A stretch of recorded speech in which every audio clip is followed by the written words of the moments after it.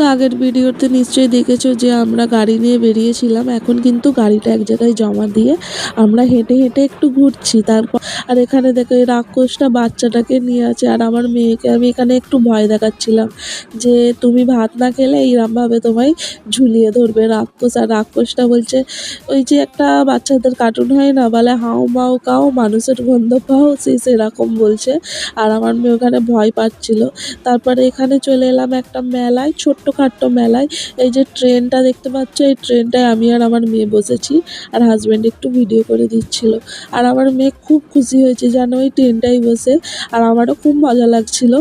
আর আমার হয়তো এখানটা ওঠা হতো না, এই ট্রেনটায় ওঠা হতোই না, কারণ আমার মেয়ের জন্যই উঠতে হয়েছে, কারণ ও তো একা বসতে পারবে না। আর বসে বেশ ভালোই লাগলো, এনজয় করলাম।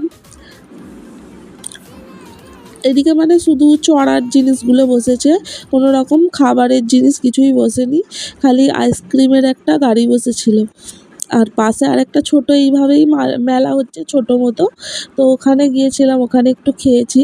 তো কী কী খেয়েছি তোমাদের দেখাবো পরের ভিডিওতে। আর এখন একটু আমরা এখানে ভিডিও করছিলাম। দেখো এইভাবে আমার ভিডিও কোনোদিন উনি করে দেয়নি, তো আজকে একটু করে দিয়েছে। আর এই দেখো আমি একটু নিজের ভিডিও করছি, আমায় কেমন দেখাচ্ছে কমেন্টে নিশ্চয়ই বলবেন।